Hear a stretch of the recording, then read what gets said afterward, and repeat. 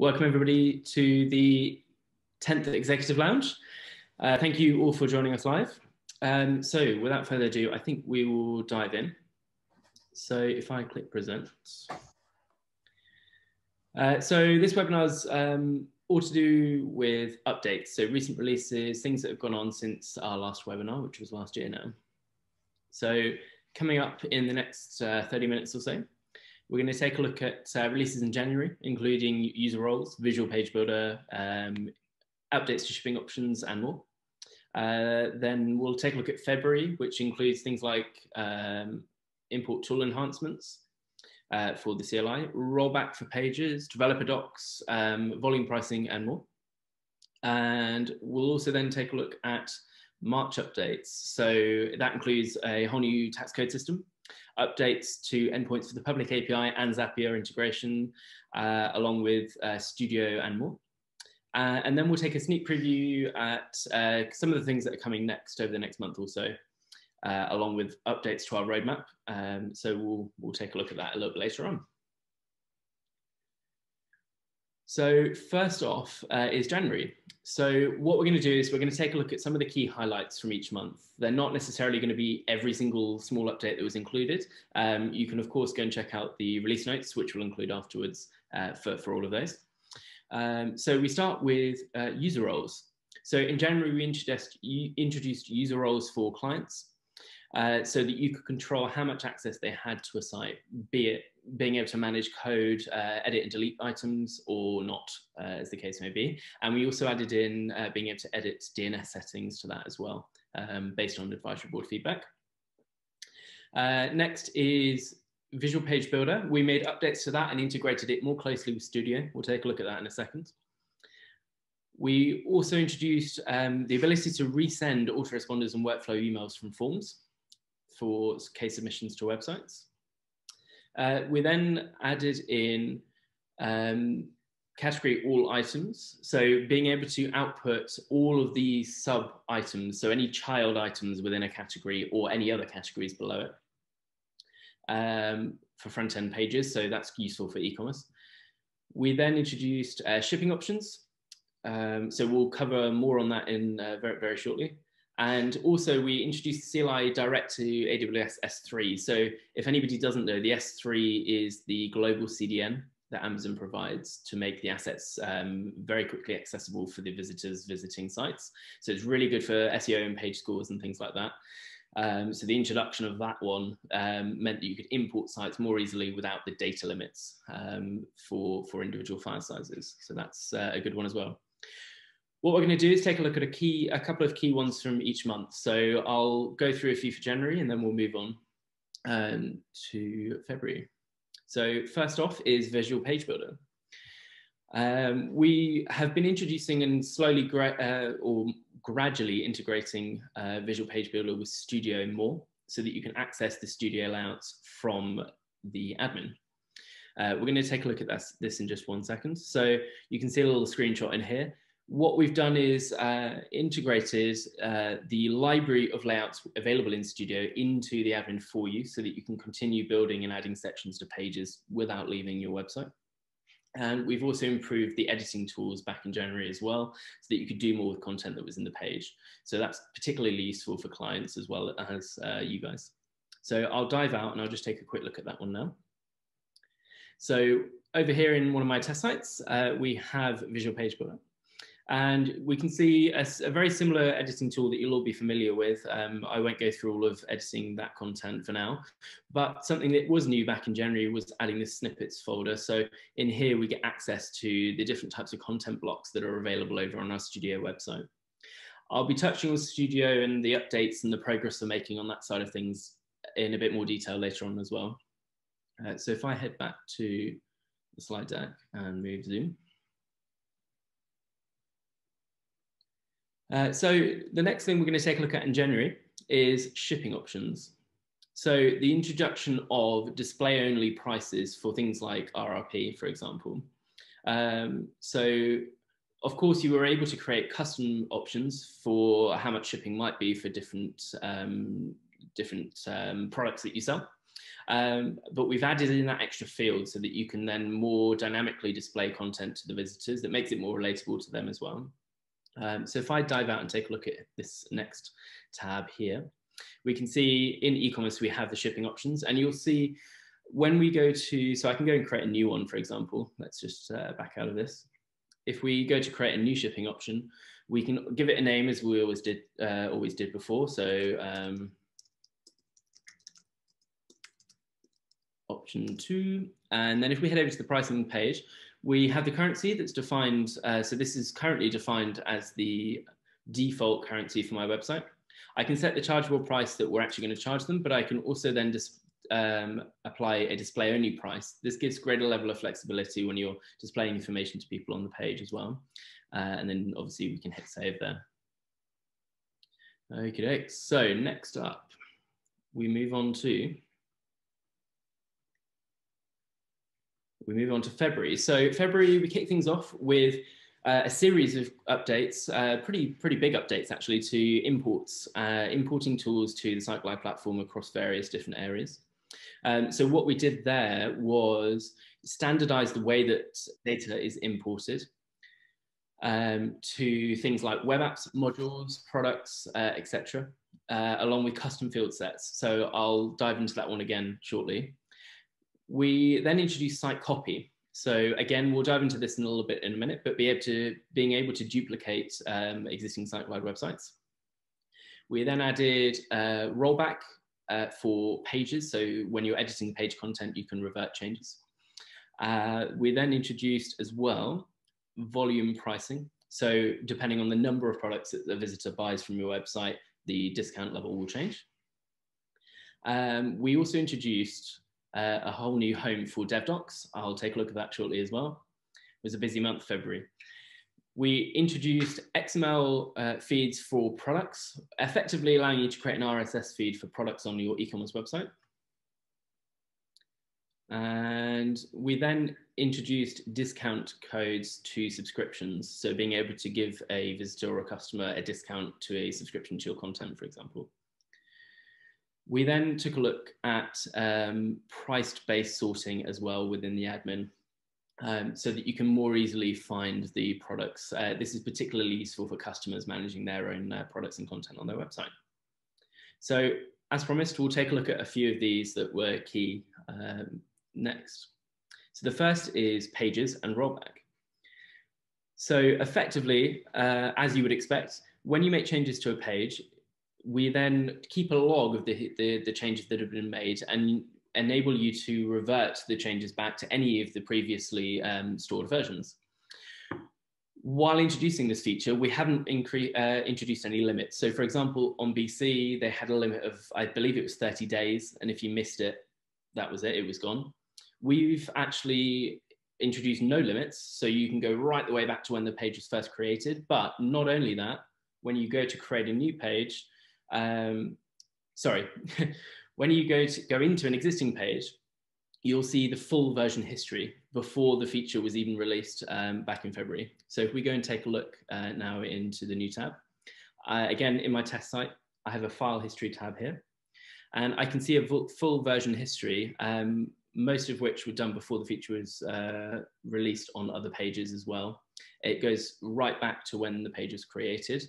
If you want to, you can then view any of those versions. You can take a look, just check that it's the version you want to reinstate, and then you can click rollback.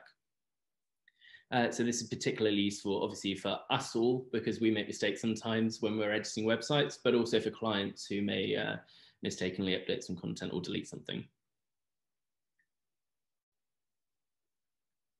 Okie dokes. Good stuff. So the next one is developer documentation. So I'm sure many of you will be familiar with the existing documentation and help center that we have set up. We have lots of screenshots and videos and text in there to help you step by step on how to implement features in SiteGlide. What we have done back in February was introduce a new home specifically for developer documentation. Now, this documentation site allows us to introduce code snippets and code examples in a much more interactive way. So you'll be able to view the coding languages in their native language, so they're structured properly and formatted well, so that when you copy them and try and use them, it makes a lot more sense. So I'll quickly go and have a look at that site as well, just so everybody can see. So for example, on the news site, you can see that all of the code, because we're able to specify languages and things like that, is colored and formatted appropriately. So it makes it much easier for you to understand, and it means we can do some more complex examples in here as well. The team have done an awesome job at moving existing documents that have code in over to this new center. So if you haven't already, do go and check out developers.sitelive.com. And there's a whole library of docs and snippets and tutorials for you to check out. Okay. Sorry to jump in, Martin. Could you just make me co-host just in case? Oh, yes. So I can manage those things. Thanks. I will. Oh, yeah, you're not. Yeah, there we go. Okie dokes. Thanks. Okie doke. So next up is site copy. So we introduced this obviously back in February. So anybody on an agency or agency pro account plan has access to this, and you are now able to duplicate existing SiteGlide sites to either an existing staging instance or a new one if you'd prefer. And this opens the door to turnkey solutions as well. So I know many of you building websites for clients out there have multiple different customers within the same industry, and you're also trying to win similar customers in that industry as well. So this means you can create a templated site that works well for their industry. It displays the information and the types of products that they want to deliver, and duplicate it and customize it more quickly so that you can turn projects around more quickly as well. So if we head back out, let's head over to the next tab. So this is available for all sites. If you come into your portal, you can click into the site settings for a site, and alongside all the various other tabs that were there before, you can see the copies tab in here. So you'll then be able to either copy it to a new staging site or an existing site, and it will show you the sites you have access to, and you can then send it over there. It'll also provide a log of the copies that you've created, so you can sort of track who did you issue this site to over time. Okie dokes.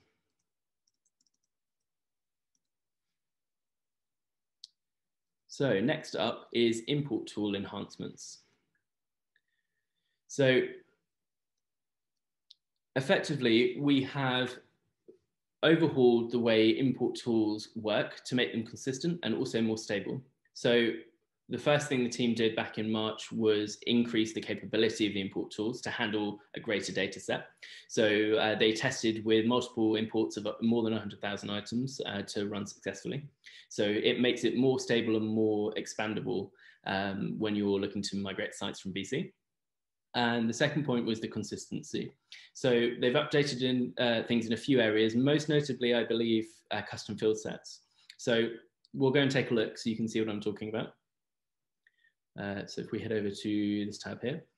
So you'll all be familiar, I hope, with importing things like CSV, for example, to modules and web apps as well. So I have a web app called Gallery here, and you can see the standard import page where you can then create an import CSV file and go from there. So one of the things the team added was the ability to do this specifically for custom field sets. Rather than needing to do this through the CRM, for example. And the second thing they added was the import logs. So I haven't performed any imports on this site, but this is an all new area where you can go and see a full history of any import you've created across the site. So when you trigger an import now, it won't just say, okay, it's done. It will say, great, we've started triggering it, and check the import logs once it's finished. And then you'll be able to see an accurate status as to whether it has succeeded or failed, and if it's failed, why. So it gives you much more control when managing and editing data within your websites. Okay. So then we move on. So we have, next up is tax codes. Again, we'll take a look at this shortly for e-commerce. We have updates to Menu Builder. We'll take a look at this shortly as well. We made improvements to the migration tool with the CLI. I'll go through a couple of these shortly as well. There's been some really cool updates there for being able to easily pull in sites from BC or any other platform. We also made improvements to the API and Zapier. We added some additional endpoints to those, both in the public API, which I'll show you shortly, and the Zapier app, so that you can include modules and things like that. We'll take a look shortly. Also in March, we were told that we had won our next round of G2 awards, I believe another 11 awards. I'm sure you'll hear more about those shortly, but they're all based on your reviews and your feedback, which is excellent. So thank you all for the positive feedback there. I think we also will be introducing a bit of a launch for Zapier now that we are leaving beta with Zapier as well.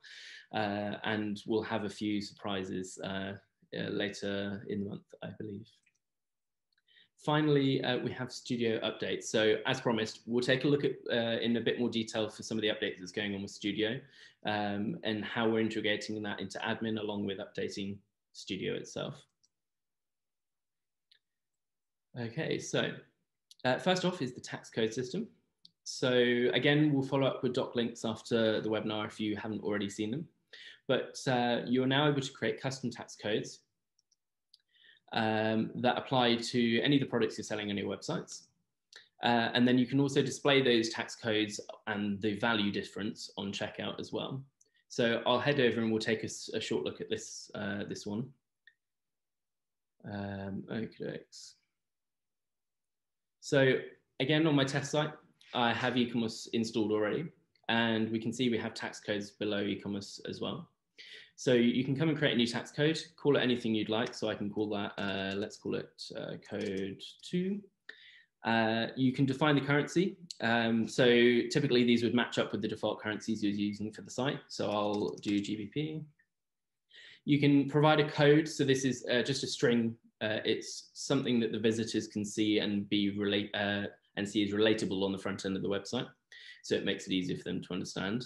So I can call that tax code 2 as well. And then, of course, you can define the percentage of discount or application of tax that goes against the products. So I'll hit save on my new tax code. Now that I've done that, what we can do is come over to products. Now, I may have one set up already, but if we go into edit the module structure for our e-commerce products, and if we scroll down a bit, we can go to the currencies tab. And for each of the currencies that we might apply, so for my site, I've only got GBP, we can then apply any tax codes that we've created. So for example, earlier I had created one tax code as a test. I've just created the second and it will automatically find it and apply it to the code that I've said it will go to. So we could select that one as a new one, for example. And then once you've done this, you could update your cart page, for example, to include tax codes and a breakdown of quantity below here. Our docs give you all the liquid tags for being able to do that. Okie dokes. Let's move on. So next up is migration tool enhancements. So as I mentioned briefly earlier, the team updated the migration tool that's available in the CLI for importing existing sites to SiteGlide. So this is very useful for, of course, BC websites, but also, as we're finding and hearing from all of you, importing sites from other platforms like WordPress and Wix and Muse, etc. So we updated the migration tools to cater for a greater range or flexibility of websites. A lot of sites are built very differently, and if you're using a kind of DIY platform, their system tends to typically build a site in a certain way. So we increased the different things we'll be looking for to more accurately import the sites from different platforms there. It was specifically on sliders and the data attributes for things like assets. We also allowed more control over how you can scope a website before importing it. So for example, we introduced the M flag, so you can do -M next to your command for the developers around. And that will control the maximum depth at which the import tool will scan a website. So that's useful if you don't want to import all of the blogs and all of the products, etc., and you just want the top level pages and assets. And then the second one, which I've personally used an awful lot more, is where you can ignore specific URLs that contain things like, for example, /blog/. So you can say, while scanning the website, ignore anything in this URL onwards. So if the URL contains blog, ignore it. So that's a really useful one as well. And it allows developers to pinpoint and streamline the migrations onto the SiteGlide platform. Okay. So then we come on to the public API additions. So we've added new endpoints to the API for all module items. So you now have read, create, and update endpoints for all of those, including e-commerce. We'll take a look shortly. And all of these, while being available on the public API, are also available in the Zapier app as well. So let's head over and take a look. So if we go to the public API page, you can see a new module section. So developers among you, you'll be familiar with this one. So you can see all of the regular API endpoints that you would expect. So get, put, and post, and you can see the same for e-commerce products that existed already below for get, put, and post as well. So you can also head over to Zapier, check out our app on there. We'll have more information about that soon, but we're leaving beta within the Zapier ecosystem, which is excellent. And you get all of those endpoints on there, but point and click, so you don't have to understand how APIs work to begin using them. Okay. And finally, on March, there we have Studio. So I said I'd look into this in more detail, talk in more detail about this.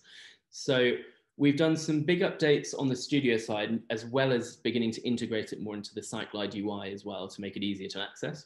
So the first one is that we have introduced Bootstrap 5 and a new version of Font Awesome as well. So it was previously Bootstrap 4, for example. So we're including the latest and best technologies into the Studio platform so that when you're creating sites, you have that at your fingertips and you're delivering that to your clients. We'll take a look at this in just a second, because we also have some new layouts in there as well. And then we've done, I believe Lucas shared a video, if not, we'll include it after this webinar as well, on reaching top SEO scores with Studio by SiteGlide.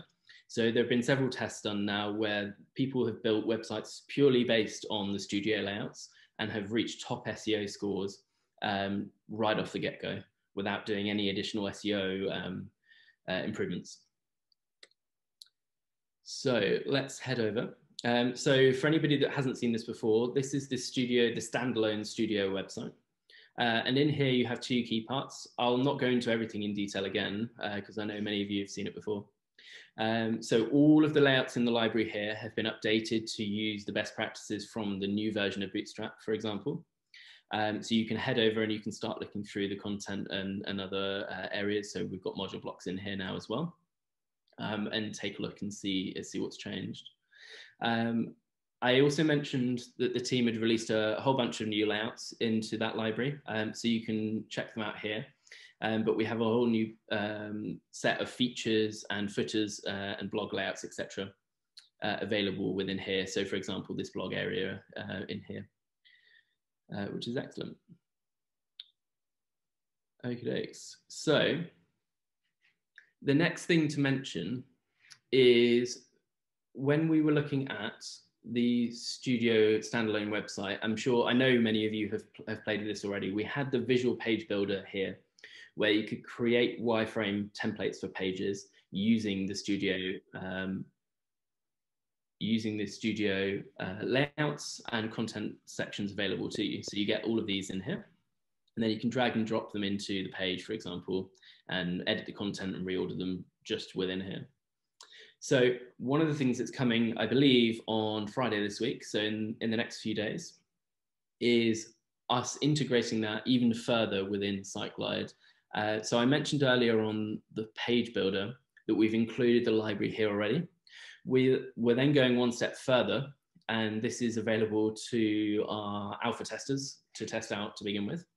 But we are renaming some of the tabs across the top here. So if you have Studio installed, the editor, the visual page builder, will be renamed to Studio.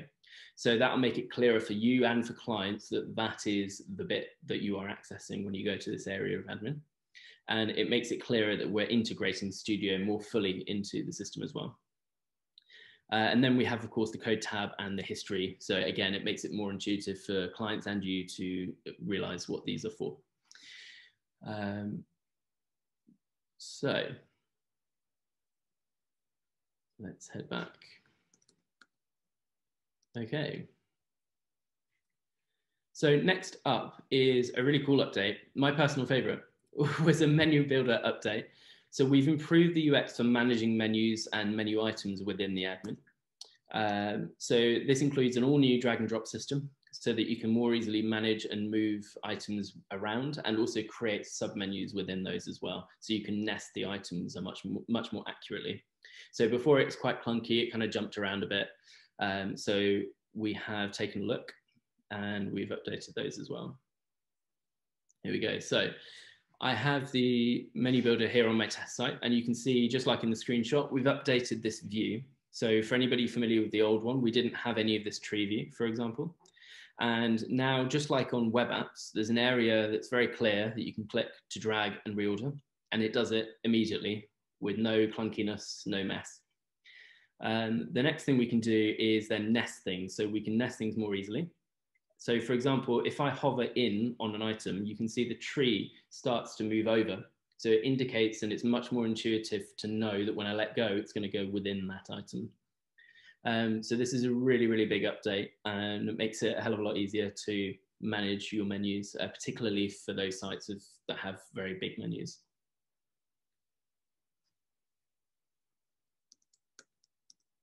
Okay. Then finally, I wanted to sort of flag a few things particularly for the developers among us, to highlight a few things that you will want to go and check out. So the first is custom modules. So it is now possible, if you are a developer, to create custom modules for your clients and others in the community. So other agencies, for example, you could create a module that you would like to then install or publish to those in the community as well. This is sort of an early step. Later in the year, we're going to be introducing a full marketplace for modules where you can sell, download, and exchange modules within an ecosystem. But we're really calling for anybody who would like to build a custom module, anybody who has an idea for a custom module, anyone who's come to us and asked, hey, do you have custom modules? Can I build one? To reach out and check out the docs and get stuck in.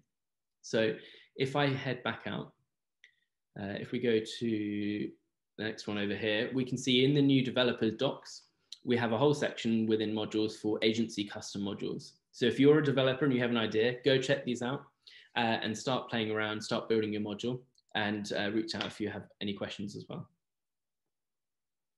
And then the next one I wanted to point out was custom payment gateways. So as you all know, we have a number of default gateways. Our preferred gateway is Stripe, because we are able to integrate them a lot more closely. So we can deliver a lot more of the e-commerce features on that single gateway, such as subscriptions as well as single payments, etc. But now you as a developer are able to integrate with third-party payment gateways. So if we don't already have a payment gateway set up for you that you need to integrate with, you can do this yourself. So you're able to connect with any payment gateway that has an API available, and then also integrate that within a SiteGlide site and the checkout flow on a SiteGlide website as well. So you can again come over to the docs, and you can check out the building a custom payment gateway area, where there's full docs and info on how you can start going about doing that. And again, if you have questions, do reach out to our team and we can help. Okay. So finally, we have a few things that we'd like to share that are coming next. So first of all, we have category custom fields. So being able to add, much like you can to everywhere else in SiteGlide effectively, the web apps and modules, etc., custom fields so that you can create repeatable fields between categories for storing different types of content. So for example, you could add an integer field to categories to manage weighting and the ordering, etc., of those categories. Next up, we'll have custom reporting. So we're going to add this to the reporting area that's already available within admin. We're going to be expanding this so that you can generate reports for much more, and also provide real-time feedback to your customers so that they can act on the information and how much engagement they're having on their website. Next is category CSV imports. So being able to more easily import categories, particularly from migrating BC websites. We're going to add, much like we have for other import tools across the board, an import area to categories specifically. I know this is possible while importing web apps and things like that, but we're going to make it much easier to then manage them as well. And then we have gift vouchers coming up as well for e-commerce, so that you can then obviously create and send gift vouchers to visitors of the website. We're also going to add wholesale pricing. I believe this is quite a popular one on the roadmap, so the team are working on this as well. We then have CRM companies also, so being able to group CRM users within a company in your CRM so that you can more dynamically manage and engage with them after they've contacted you on their website. And finally, we have advanced shipping options as well. So we're going to be expanding the shipping fields available to you by adding custom fields here also, so that you can then add any others that you might like, such as weighting or dimensions or other fields for calculating cost.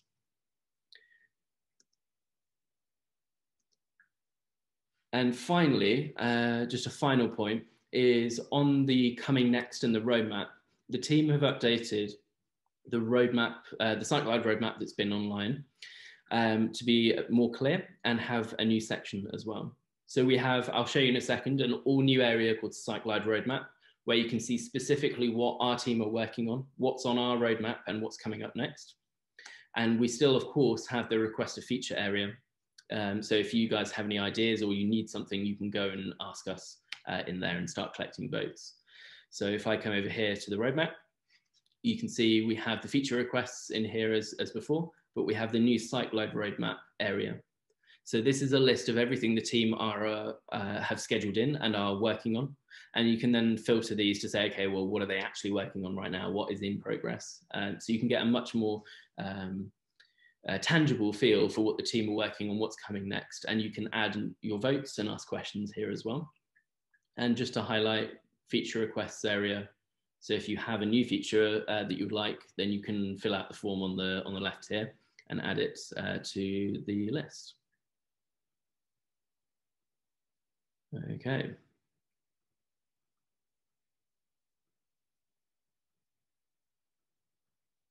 Alrighty. So, any questions?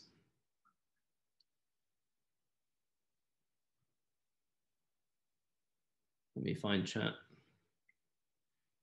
No?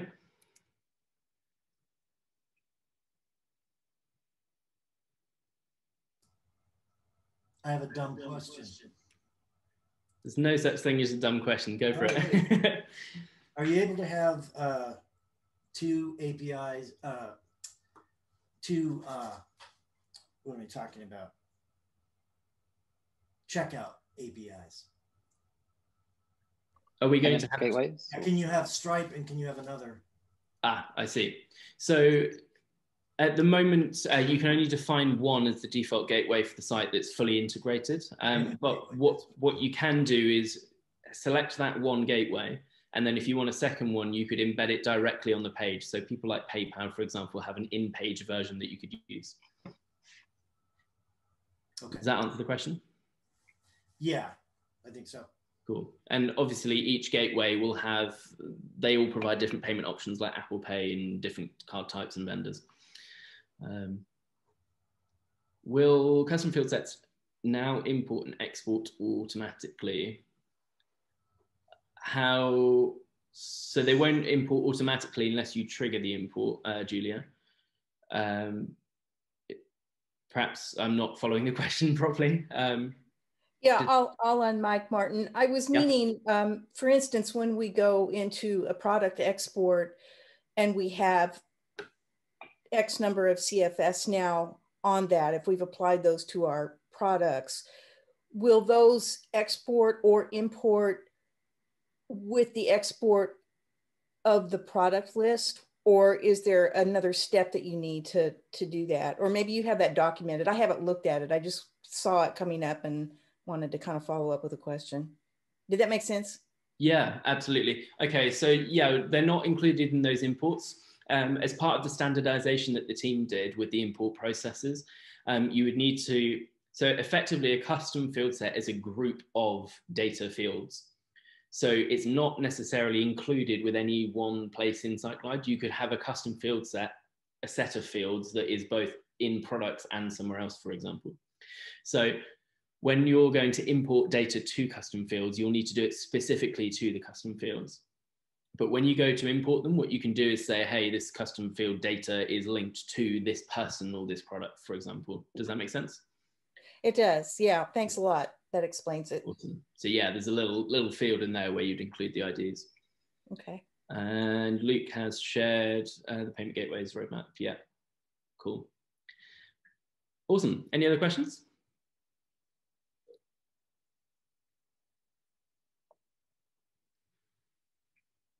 No? Okay. Luke, would you like to add anything or?